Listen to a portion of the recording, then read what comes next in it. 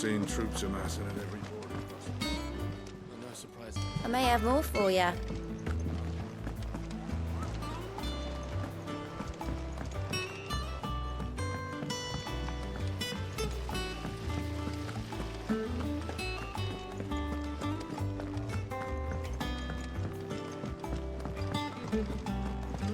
Think Mid might need some help.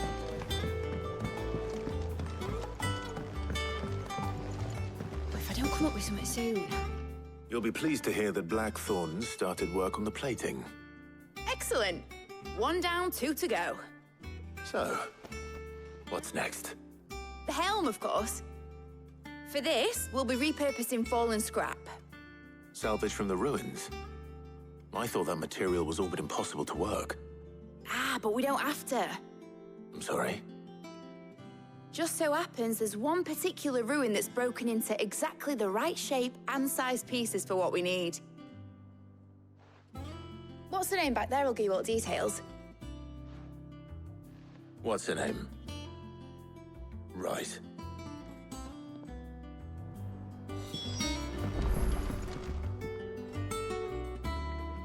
Oh, Sid, is this about the helm? Yes. Mid said I should speak with you. I'll show you the plans then. Here you see the mithril engine, in which mithril is burned to generate heat. That heat is then harnessed to produce motive force. Excess heat is dealt with by means of the thermal displacement stack, which disperses it into the surrounding air. Now, were we to rely on thermal plating alone to achieve this effect, the rate of excess heat buildup would far exceed the displacement coefficient of the plating.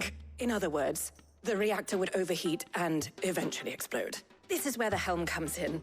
It connects to the plating, you see, and serves as a sort of thermal sink to absorb all that excess energy. Our experiments have shown that fallen ceramics are remarkably thermophilic. They can withstand and absorb levels of heat far above anything we are able to make today. And not only that, they're also waterproof and immune to rust, making them the perfect material for our protective hood.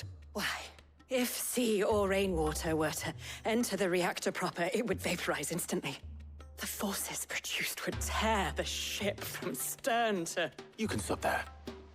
I understand. Mid said we might be able to use parts of a fallen ruin. Where would I find it? Ah, yes. It's in Lorbert's Pass, near Lostwing.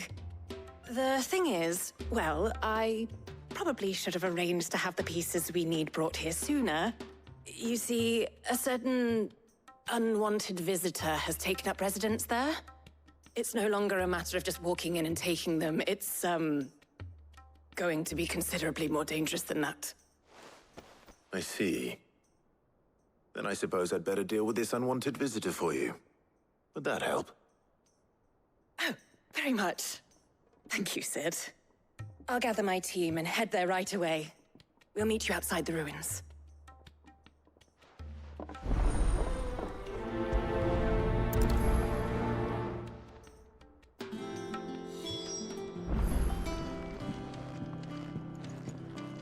Be taking you all to a storehouse in the Bales. Leave anything you don't need behind.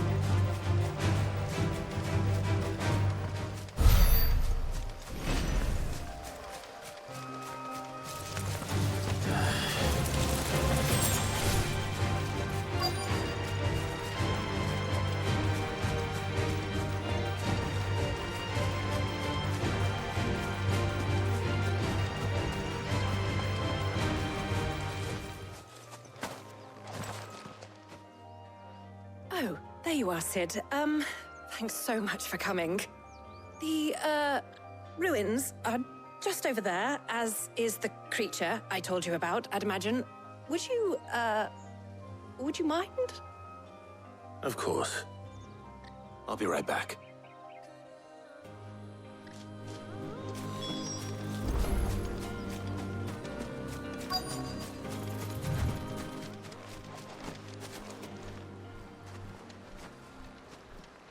Anybody home?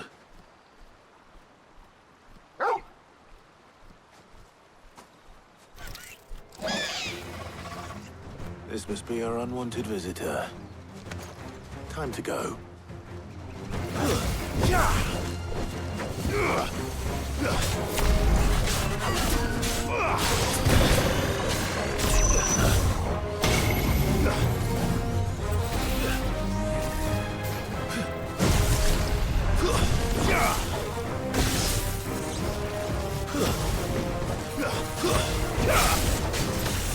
Too slow. Nice try.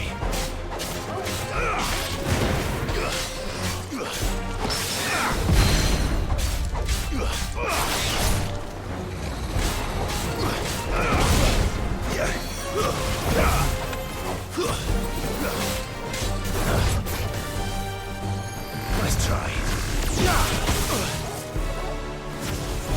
For me, boy.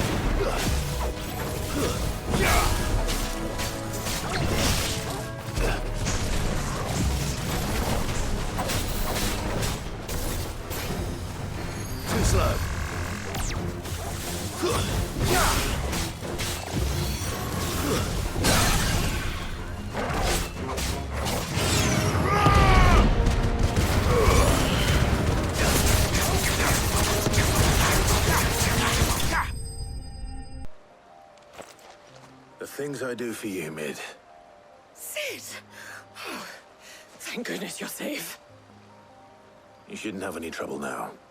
Indeed. Well, don't let us keep you. We'll, see that everything is transported safely back to the hideaway. All right. I'll let Mid know you're on your way.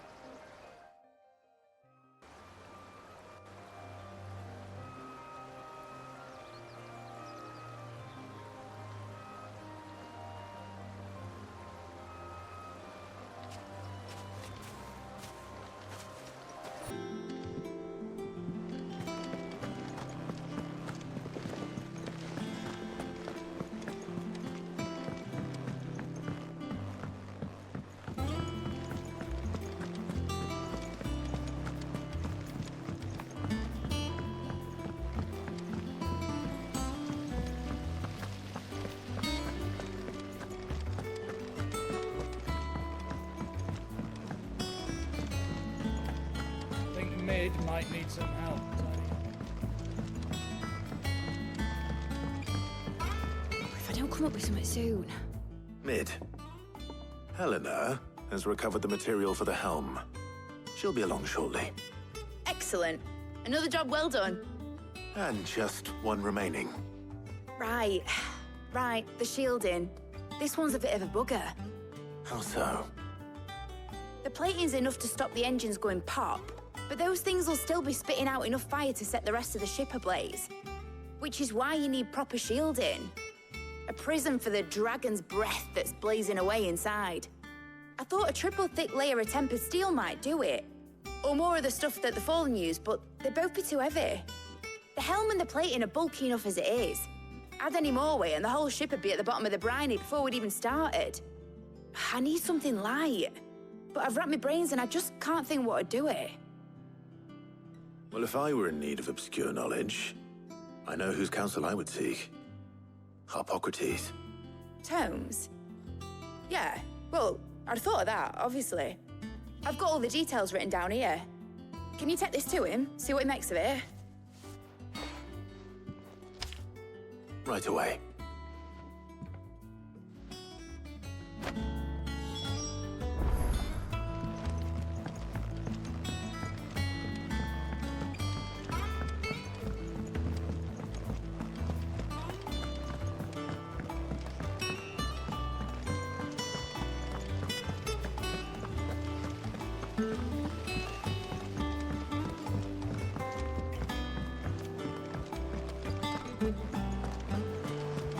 We're seeing troops amassing at every port.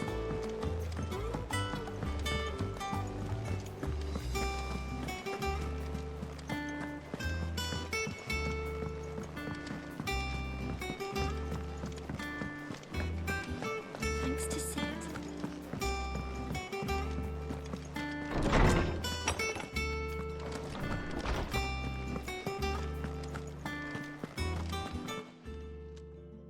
Harpocrates, do you have a moment? For you, Clive, always. Well, actually, it's for mid this time. Could you take a look at this?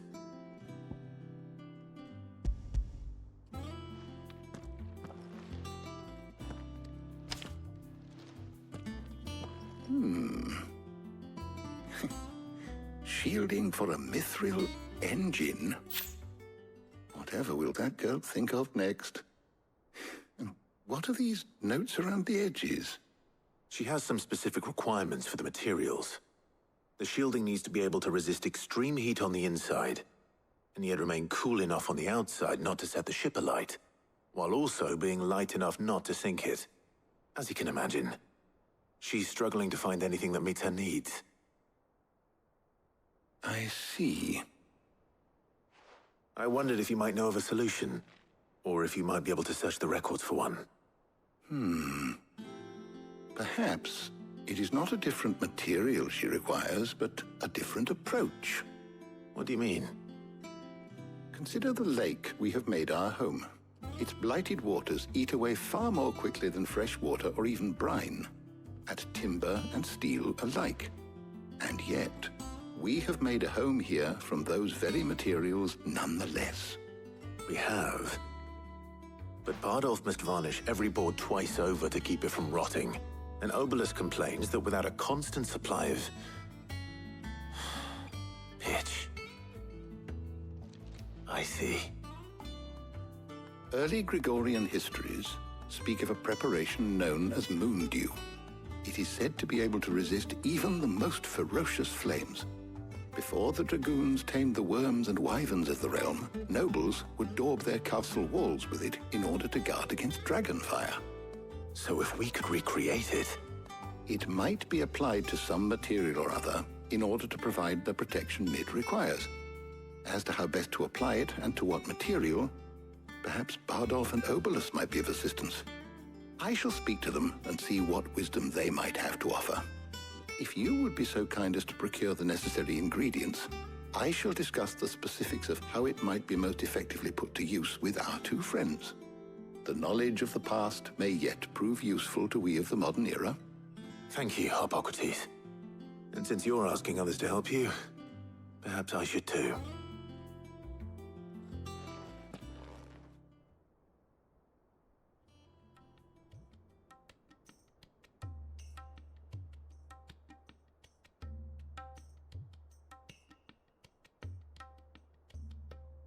So you need a hand, do you? We do. I'll be heading to market for the ingredients we need. I could do with some help. And some company, too. The other can assist me in researching how best to prepare the shielding itself. Can we count on your aid? Always. Well, if Jill's game. Thank you. I am sure either of these fine young minds would prove indispensable in my research. I leave the decision as to who will go with whom in your capable hands, Clive.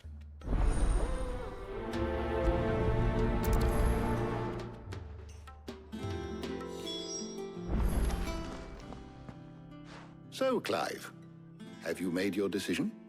Who will accompany you on your little excursion? Very well. So then, what do we need to find? I have taken the liberty of preparing a list. Here. White chocobo eggs. Pepio nuts. Are you sure this list is right? Everything on here seems very edible. I would have thought the ingredients would be a little more exotic. Though these items may seem mundane, they have potent effects that are rarely exploited, effects for which they were once highly prized. So much so, in fact, that they were harvested almost to extinction, hence moon dews having fallen from favor. Now, of course, they can be obtained with ease. You should be able to find everything you need at the market in Northreach. Is that so? I've been meaning to visit Northreach anyway. I'll set out now. Join me there when you're ready. I will. Until then. You two enjoy yourselves. You too, Talia. Now, where's Jill?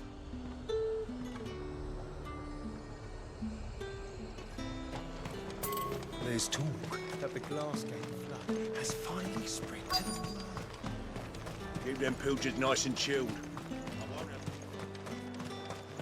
Are those Pepio nuts? How goes the hunt for ingredients? I've only just started. I'm sure everything we need is somewhere amongst all these stalls, though. Why don't we split up and see? We'll take a couple of ingredients each. All right. What am I looking for? How about you look for the Pepio nuts and some garlic? I'll find the other things we need. We can meet by the gate when we're finished.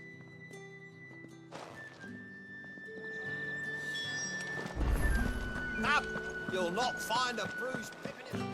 Fresh cuts! Come and get them before they're gone. I can hear in Lostwing.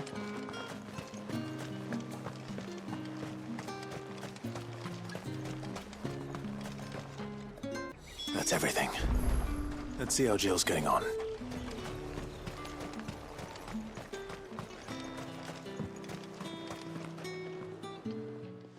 Did you find everything? I did. Here.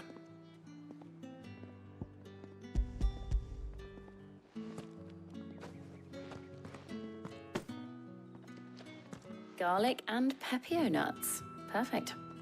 Now, all that remains is for Harpocrates to somehow turn all this into what Mid needs to keep her engine cool.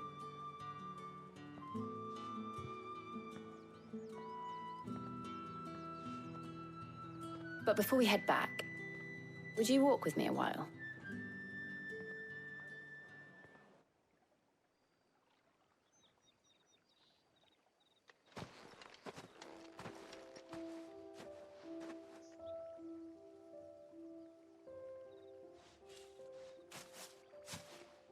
Thank you for asking me to help you today. It makes a nice change. It does. It's good to get away from all the battle and bloodshed for once. Just being here reminds me of when we were children. Do you remember? Walking down Market Street in Rosalith, taking in the sights and smells. How could I forget? What with Torgal's antics. Remember how his nose would prick up at the scent of sausages? He'd go racing away and we'd have to go running after him. We wouldn't catch you now, would we, boy? Was there anything you wanted to buy for yourself while we're here? There was, yes. Well, sort of. Molly in the kitchens told me about a place that sells particularly good pies. Thought you might like to share one with me. I would. Thank you.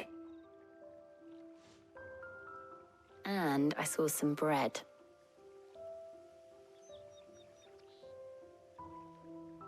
Big white cobs like the baker back in Rosalith used to make. What do you think? I thought we might get some soup to dip it in. But then I tried a slice of the butcher's dry-cured ham and it was just, oh. You all right? Sorry. It's just, you're right. I really do feel like a child again being here with you.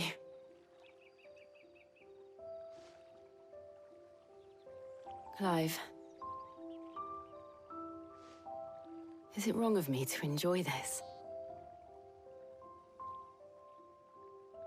No, Jill. This is how life should be. And it's how our lives will be when our work is finally done. When we can live on our own terms. I hope so. Thank you, Clive.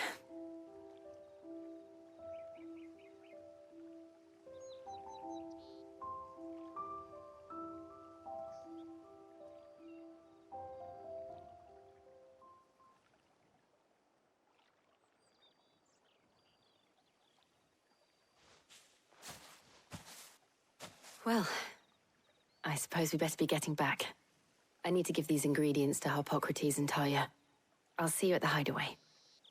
Take care. I will. You too.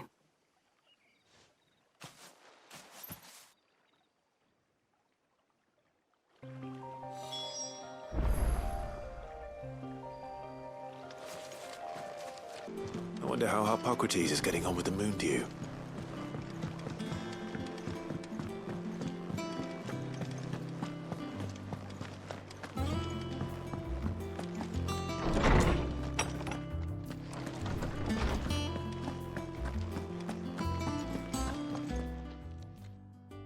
How's work on the shielding progressing, Harpocrates?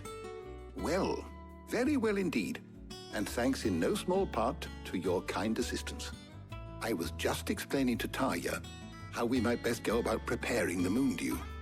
And now that we have all the ingredients, we may begin. You can count on me. I've mixed more than a few mysterious concoctions in my time. I'm sure you have. What about the shielding itself? Work is underway, under the watchful eyes of Bardolph and Obolus. Apparently, it'll be ready soon. Thank you. All of you. Right then. Jill, would you join me in the infirmary? Many hands make light work and all that. Of course.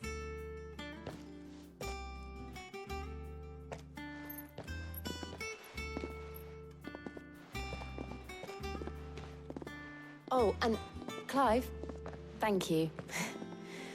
It was nice just being with you.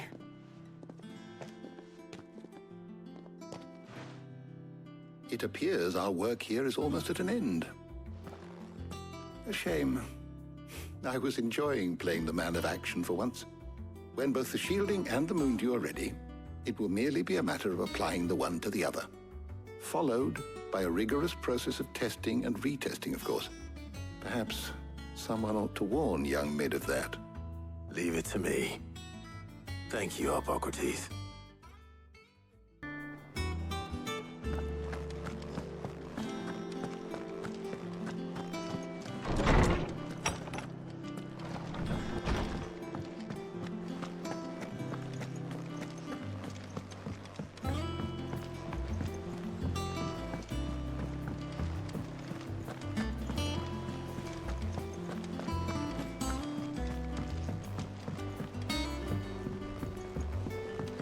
We're seeing troops amassing at every port.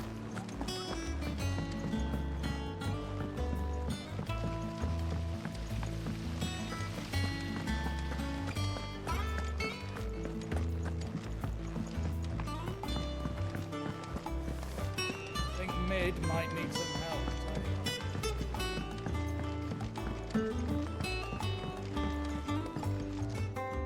Sorry to keep you waiting, Mid.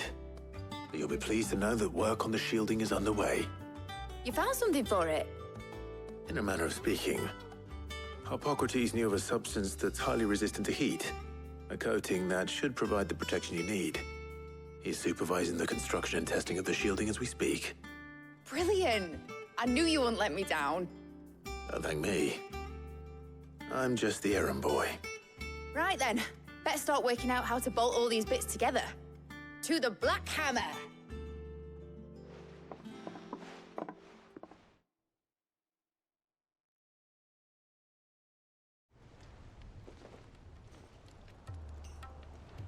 You know, when I got into the smithing game, I thought I'd be making swords and shields, not thermal bleeding didgeridoo-dahs. Displacement stacks. Same difference. Whatever you call it, I ain't putting it together in here. It's cramped enough as it is. Let's take this outside.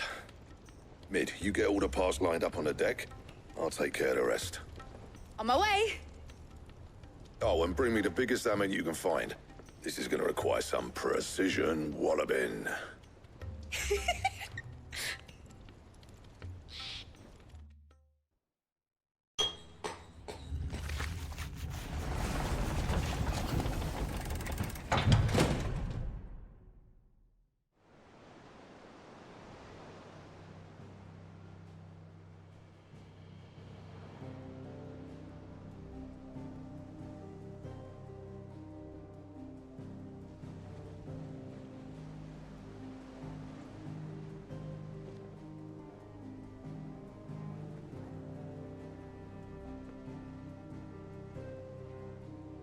It's finished. It's finally finished.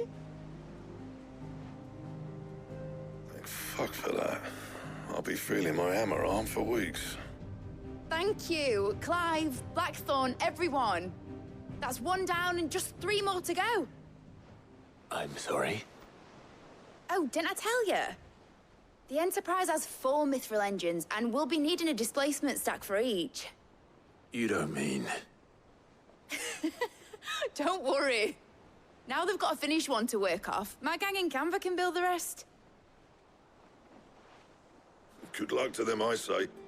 Right, I'm off to get a sling for this elbow. Any other work comes in, keep it to yourselves, eh?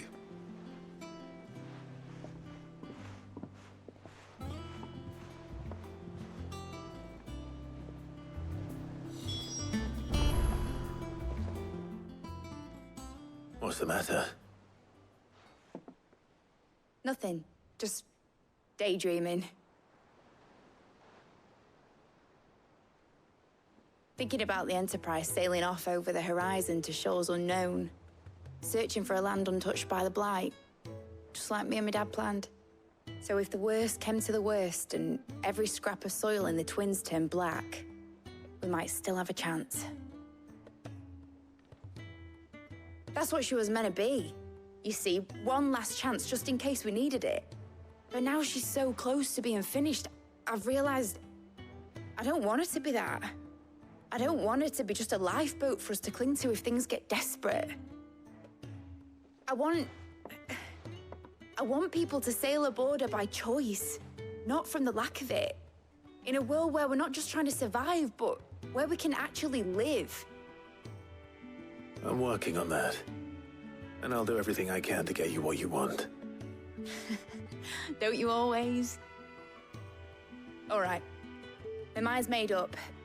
As soon as the Enterprise is fit to sail, I'm putting her under your command. Sod our plans, I'm trusting in yours. Are you sure about this? Something tells me it's what my dad would have wanted. He'd be proud of you. You were gonna visit his grave, weren't you? I was. And you can come too, now that your little project is finished. Right. There's just one thing I need to finish up first. Won't be a mo. All right. I'll let Otto know you're coming. Meet us in the mess when you're ready. Aye, aye, Captain.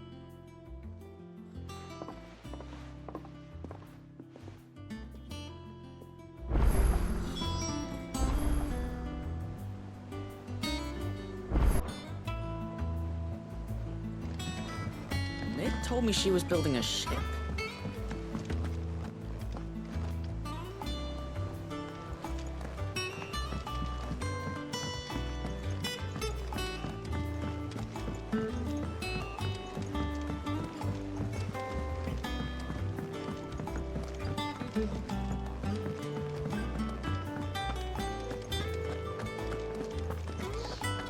We cracked the crystal too.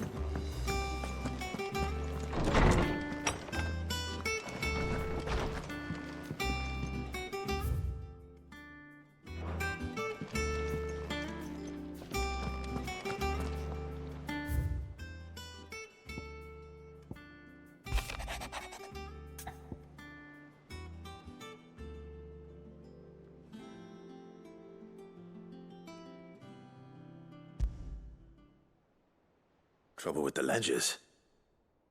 Shouldn't he be asking Otto for help?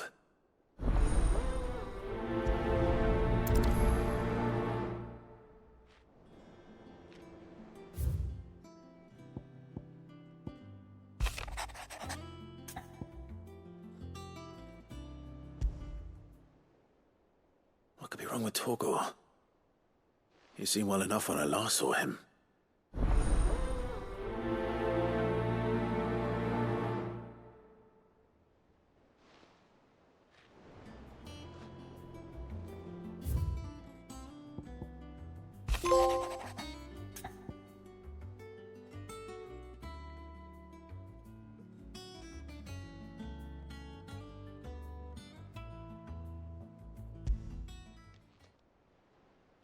Hopefully it's nothing. But I should speak to Blackthorn just in case.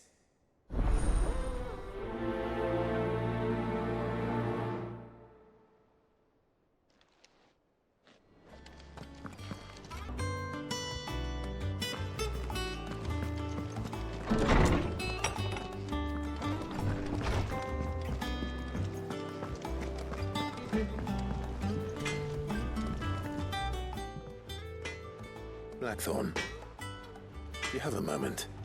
Not really, no. This won't take long. I just wanted to ask how you're getting on. August was worried about you, that you might still be doubting your craft, even after learning the trick of that cuirass. Is there something else weighing on your mind? Perhaps sharing your thoughts might help.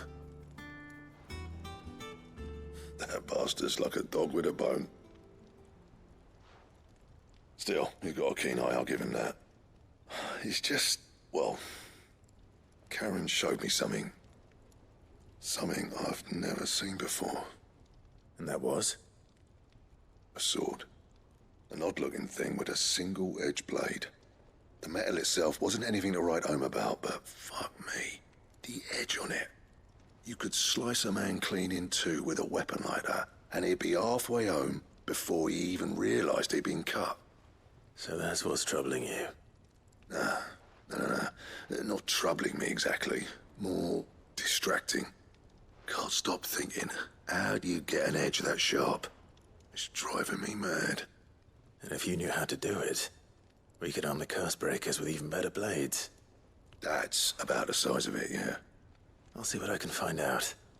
Sharper swords are always welcome. And we can't have our master blacksmith being distracted. You're a soft touch, you know that. But I can't say I'm not grateful for it. Good luck, eh? Thank you. Let's see what Karen knows about this sword.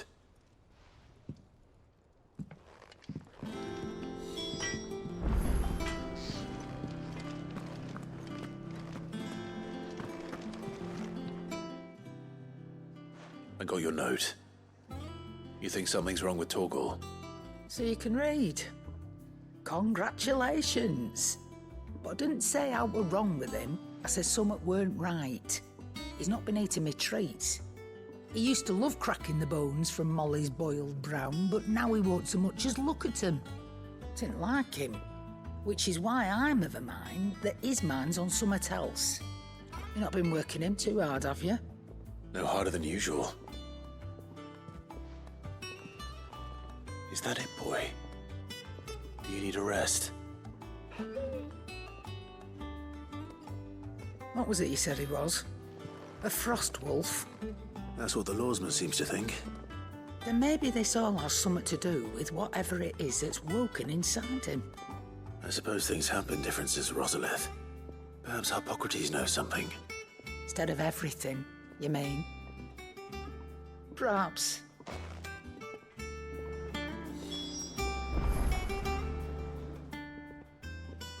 You're looking well, Karen. What do you want? Out with it. I want to know about the sword you showed Blackthorn. Single-edged and extremely sharp. Running around after him again, are you? I suppose I am, yes. But I need to help him find out how to work an edge like that. It's driving him to distraction. Little wonder, I suppose. There's not many like that make it as far as the twins, and those that do go straight into private collections. Which made it nice and easy finding a buyer. Can you tell me who bought it? Where is it now? You think I tell people who my clients are? Suppose you're not likely to go nicking him off me, are you now? Fine. If you stop mooning at me like that. Lord Ignac's the man you want. Dalmekian bloke. Collects weapons and the like. And he's got more money than sense, which is why he's one of my favourite clients. Reckon he'll still be at the inn in Dalamil, where I left him. Thank you, Karen. Oh, and he's a touch eccentric, if you take my meaning. I appreciate the warning.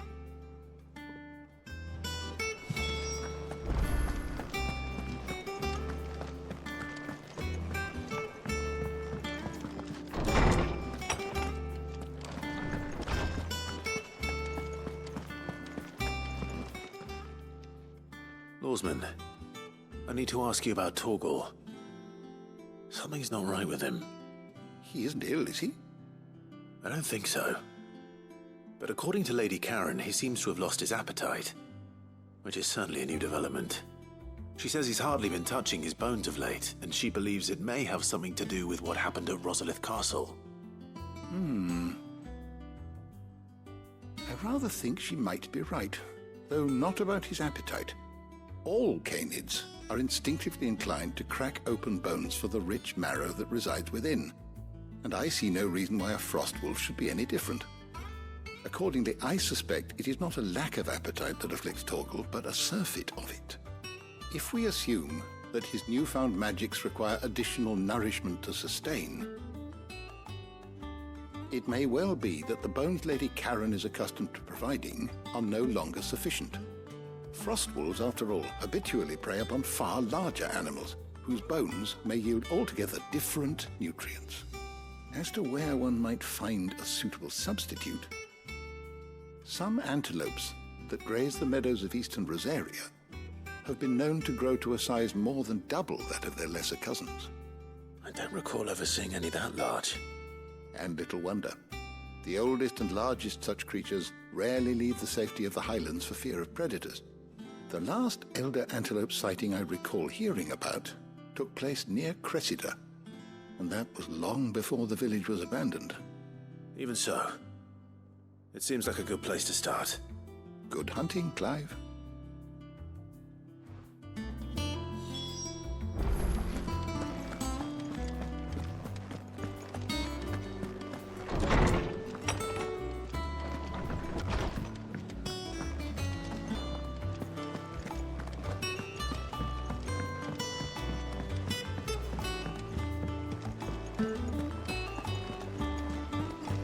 Is that the thing Tomes helped with? Mid told me she was building a ship.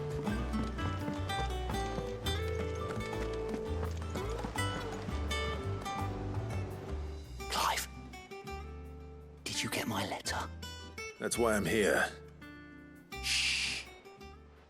Otto might be listening. Is this better? A little. Listen, I've some bad news. It turns out the hideaway may be slightly behind in its payment to certain lenders, and it may be my fault. But I swear to the goddess, I thought I had the numbers square. Sadly, that square turned out to be more of a circle. Zero, you might say. I can straighten it out, I swear, but it's gonna take some time, and I'm gonna need help keeping it from Otto. Bit late for that, I'd say. There you are! What a surprise! So let me get this straight. You forget to pay our lenders what they're due, and instead of coming straight to me, you get Clive to come to you. In the hope he'll dig you out of the hole you've dug for yourself. Clive, the man in charge of the place you've been cheerfully trying to bankrupt. And you thought this was a cunning plan. Why? Well, who needs paying? Oh, just Martha.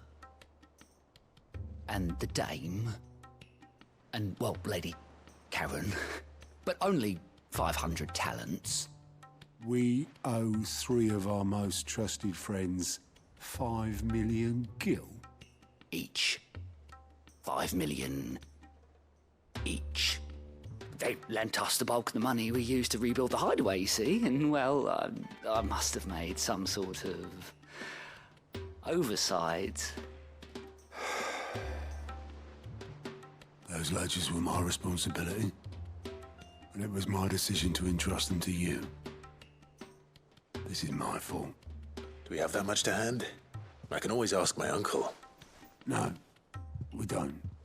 And no, you won't. We've lightened Lord Rosfield's purse enough.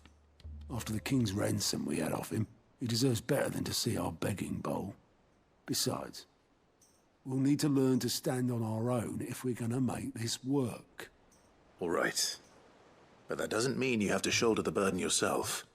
Is there anything I can do to help? There might be. How'd you fancy taking these to Martha and the dame? Rocks. Rocks, he says. Worth 1,000 talents apiece, these are. A little something Sid and I set aside for when times got lean. And I reckon 15 million in overdue debt probably qualifies. I just hope our associates' eyes are a bit more discerning than yours. I'm sure there will be. Should be me making the rounds, really. But you know how it is with this place. Orders to bark, arses to wipe, and all that. I know. Which is why I don't mind going in your place. Go. Do you know why I only gave Master Clive here 2 star rubies? Because you'd rather Lady Karen killed me. Because I'd rather Lady Karen killed you. Yes. Well, I suppose this is goodbye then. Don't worry. I'm sure Karen will understand. Really? Do you think so? No, I don't.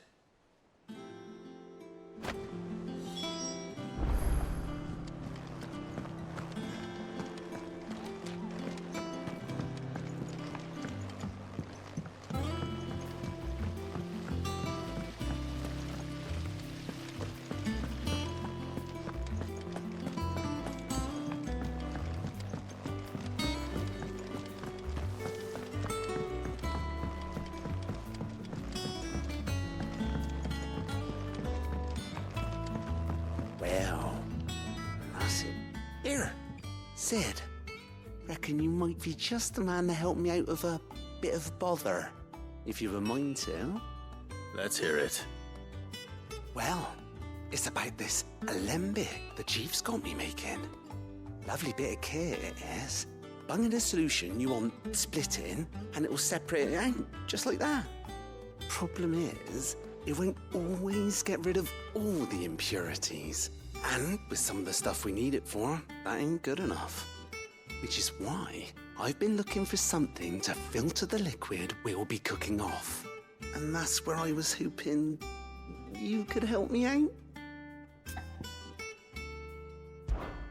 I imagine Ty could get some use out of this alembic too. Distilling medicines and the like. All right. Why not? Proper job! So what exactly do you need for this filter? Nothing but bomb ash'll do, says the chief. Gave me a sample she'd obtained from the university stores. Couldn't believe my eyes. You pour the blackest blight water through it, and it comes out clear as a mountain stream. So, I did a bit of reading about where I might be able to get hold of some. And do you know what I found out? It's only the blimmin' bones of a bomb king. They leave them behind when they die, see? I take it that's where I come in. If you wouldn't mind.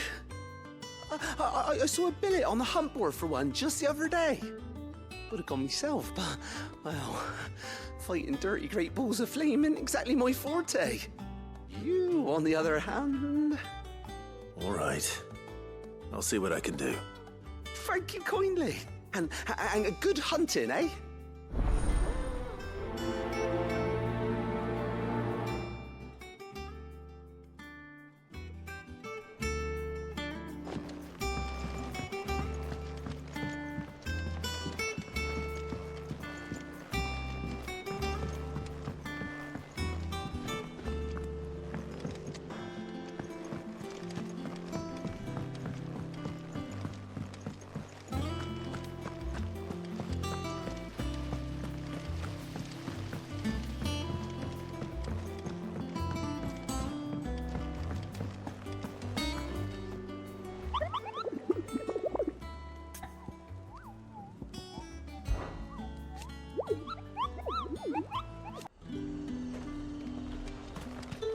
this talk? That the glass... How the hell is anyone supposed to...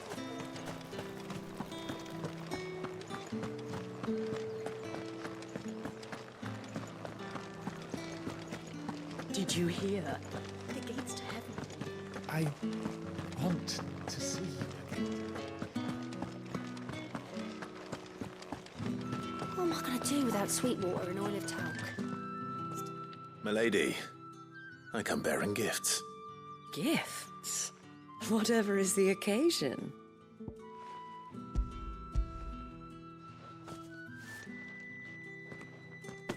Oh my. Clive, you really have outdone yourself. Otto asked me to give it to you. To settle the Hideaway's debt with the Veil. And to compensate you for the time it took us to do so. You disappoint me, Clive. I thought you might finally be warming to me. Tell Otto he can keep his baubles. I tried to tell him as much the first time around. The man owes me nothing, nor does the Hideaway. My contribution to the restoration effort was made freely and willingly. It was the least I could do. You once told me Sid did you a kindness. I'd like to do the same. Please, accept it. For my sake. And for Otto's. For all of us. For all you've done. It is rather fetching, isn't it? Very well. Otto is lucky to have you, Clive. I doubt anything could ever replace his son. But you and the others at the Hideaway are the closest thing he has to family. Otto had a son. Long ago, yes. Sid told me Otto lost him when he was just a boy, and blamed himself for not being able to stop it. I don't know how it happened, whether there was anything he could have done, but it was clear that it weighed heavily on him. I didn't know. How could you have? I doubt anyone did. Besides Sid, I've never met a man more keen to bear his sorrows in stoic silence. An ill habit, given that both have always been surrounded by friends desperate to help them. I'm beginning to see that.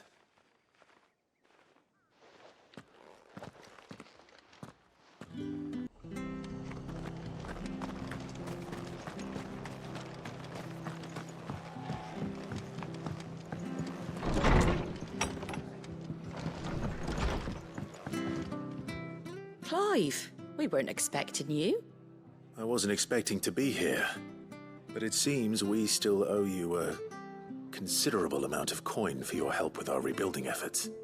And though I doubt it's what you were expecting, we were hoping you'd take this as payment.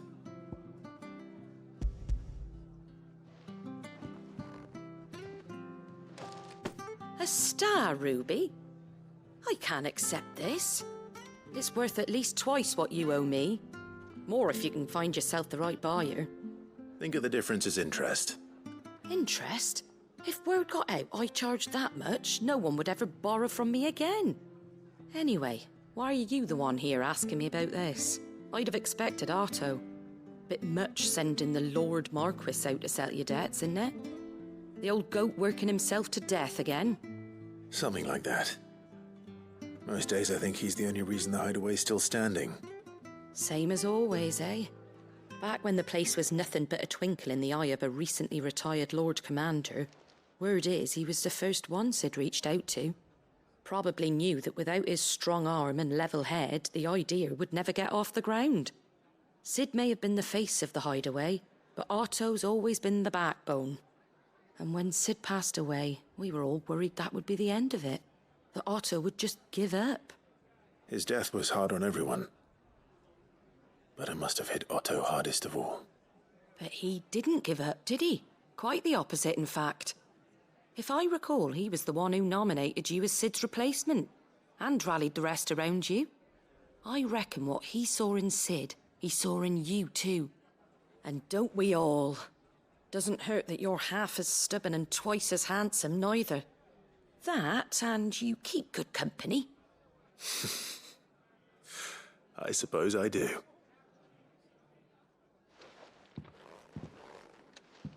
Go will want to know the stones were delivered, if he's still with us.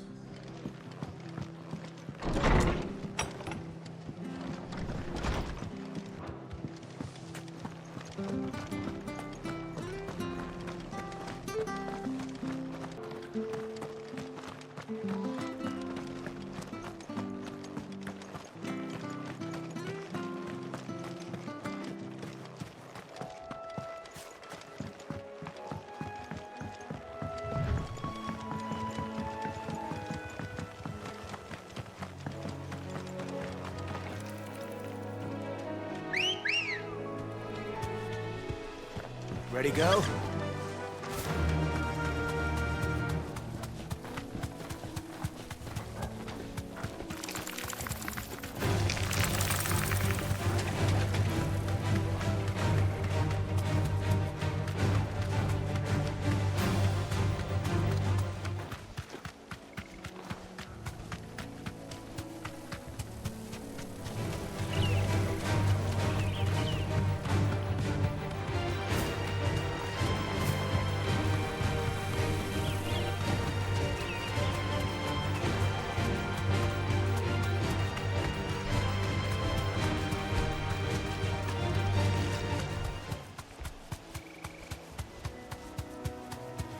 It's certainly quiet.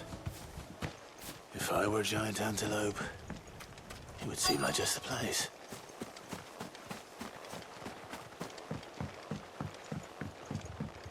I doubt we'll find one bigger than that. Hungry, Torgal?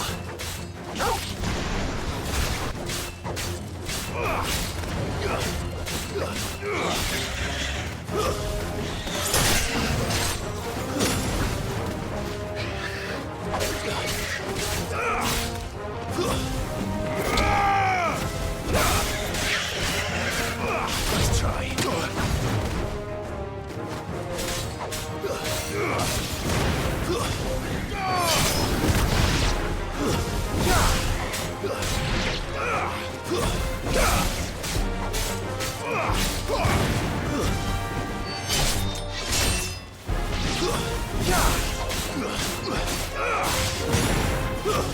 Stay down.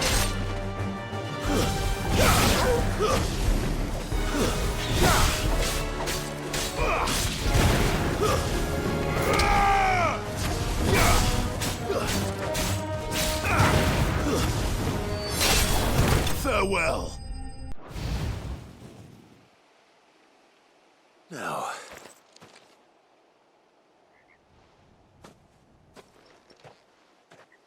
Will it be enough, I wonder?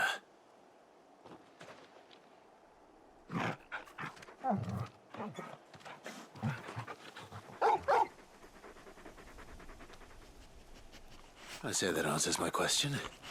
Which means we owe the lawsmen our thanks. You're just a big puppy, aren't you? A very big puppy.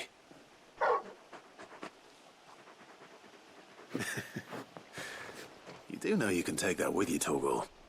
Lady Karen will be relieved to hear you've got your appetite back. Come on, boy.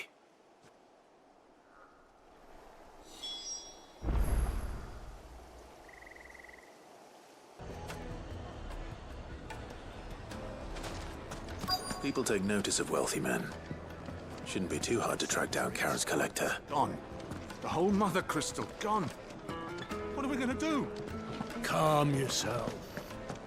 We don't know for sure. It could have just been a trap.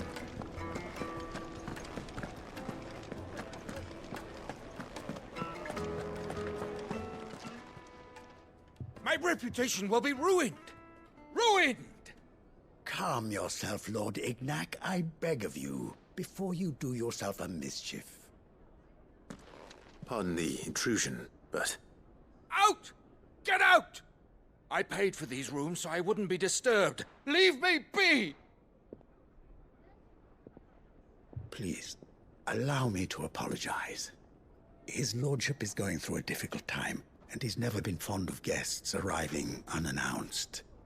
Radim! Get rid of the filthy oaf this instant! Very good, Lord Ignac. Would you mind stepping outside for a moment?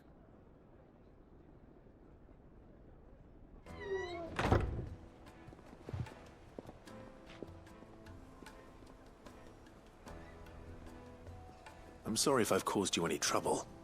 That? No. That's just how his lordship is. Though the morning's events have left him somewhat fractious. He has been dispossessed of his luggage, you see. The thieves also made away with a considerable amount of coin. Coin the innkeeper will soon be keen to collect. I don't suppose a certain blade was among the stolen items. A single-edged sword. It was purchased from a merchant friend of mine. Ah, you know Lady Karen. Yes, I'm afraid it was. Then I'll retrieve Lord Ignac's luggage. But I have one condition. You have but to state it. You are welcome to anything that is within my power to grant. I want an audience with Lord Ignac. A few minutes should be enough. Then I'll be on my way. A condition I would be a fool to refuse. Of course, you shall have your audience. I don't suppose you saw where the thieves went? I did not, no. Though some discreet inquiries made on his lordship's behalf mean that I know where you might find them. The bandit's bed. Every ill-gotten coin in Dalamel is said to pass through that disreputable corner of the Valcroy. And that's where I'm heading. I shall speak to Lord Ignac in your absence, and arrange for an audience upon your triumphant return. That will be very kind of you. Farewell, and best of luck.